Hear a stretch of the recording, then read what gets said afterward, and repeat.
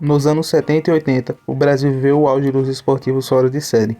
Máquinas artesanais que nasceram da criatividade e da paixão, muitas vezes desafiando as limitações da indústria nacional. Mas com a reabertura do mercado dos importados nos anos 90, esse cenário mudou drasticamente. De repente, o sonho de ter o esportivo deixou de depender da adaptação e passou a vir pronto, direto de fora. Mesmo assim, nem todos desistiram. No meio de um mercado cada vez mais competitivo, ainda existiam visionários dispostos a provar que o Brasil podia sim criar algo à altura dos grandes nomes internacionais. E foi exatamente nesse espírito que nasceu a Lobine. Fundada em novembro de 1998, a marca surgiu da união entre o empresário José Orlando de Arrochera Lobo e o engenheiro Fábio Birolini, conhecido por seu trabalho na Chamonix. Mais do que apenas criar um carro, eles tinham um objetivo claro: desenvolver um esportivo brasileiro, puro, leve, ágil e com DNA europeu. Inspirado por ícones como o Lotus Elise, esses deram início ao projeto H1, um carro que levaria anos para sair do papel, passando por uma longa e cuidadosa gestação, até finalmente ganhar as ruas. E é exatamente essa história que a gente vai conhecer agora.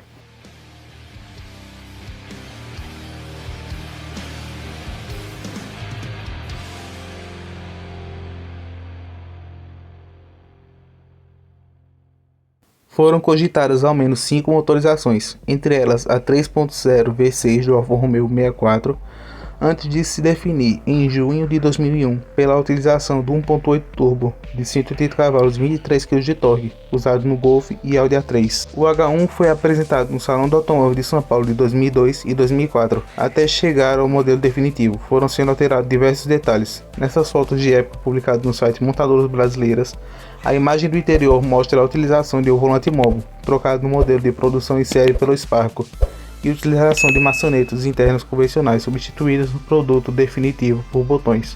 No ano de 2005, o Lobine começou a ser fabricado artesanalmente no Brasil. O Lobine H1 trazia um estilo arrojado, ainda mais com as portas no estilo tesoura. A capota rígida com cerca de 5 kg era removível e podia ser fixada na parte traseira. No H1, o propulsor ficava em posição central traseira, logo atrás dos bancos, e o câmbio era manual de 5 marchas. Com tração traseira, sua carroceria era confeccionada em plástico reforçado com fibra de vidro. Tinha 3,72 metros de comprimento, 1,80 de largura e apenas 1,18 de altura. Seu peso de 1.030 kg era bem inferior a cerca dos 1.300 do Golf, que havia lhe cedido a mecânica, o que favorecia o desempenho, a distribuição de peso de 41% na dianteira e 59% na traseira. Segundo a Lobine, ele acelerava de 0 a 100 em cerca de 6 segundos, enquanto sua velocidade máxima era de 130 km por hora. Porém, o H1 não trazia airbags, freio ABS ou controle de tração e estabilidade, já existente na maioria dos modelos esportivos mais tradicionais. Na falta desses itens, os ocupantes contavam com cintos de 4 pontos e arcos de proteção e capotamento.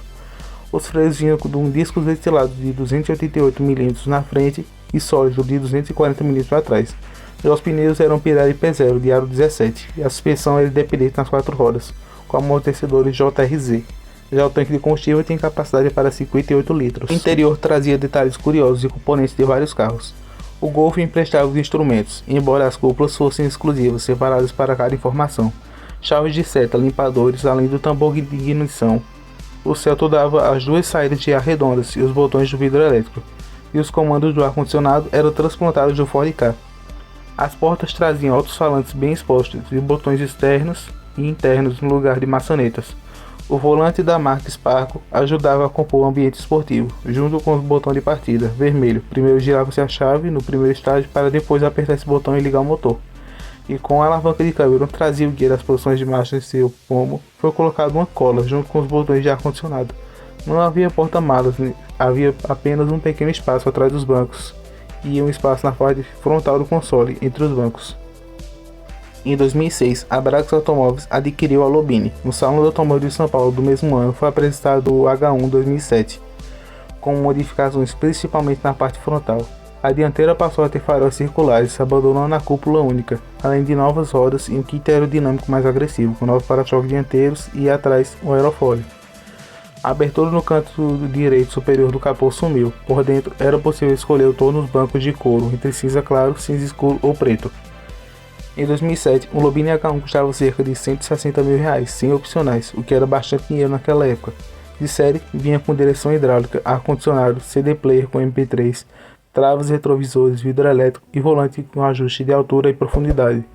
Opcionalmente, era possível incluir faróis de xenon, aparelhos de GPS e DVD, sensor de estacionamento traseiro, controlador automático de velocidade, aplique de fibra de carbono no painel, alarme de pressão baixa dos pneus e cores personalizadas ao gosto do proprietário. Houve planos para exportação e também criação do Lobini R, que seria mais despojado, porém acabaram não indo para frente. Em 2011, a Lobini revelou o H1 White Edition, que seria uma versão especial com a pintura branca em tom sólido ou perolizado, além das rodas de 17 polegadas com a cor grafite e extrator de ar na traseira em fibra de carbono. O preço era de R$170 mil. Opcionalmente, o motor podia passar de 180 para 220 cavalos, por cerca de R$100 mil adicionais.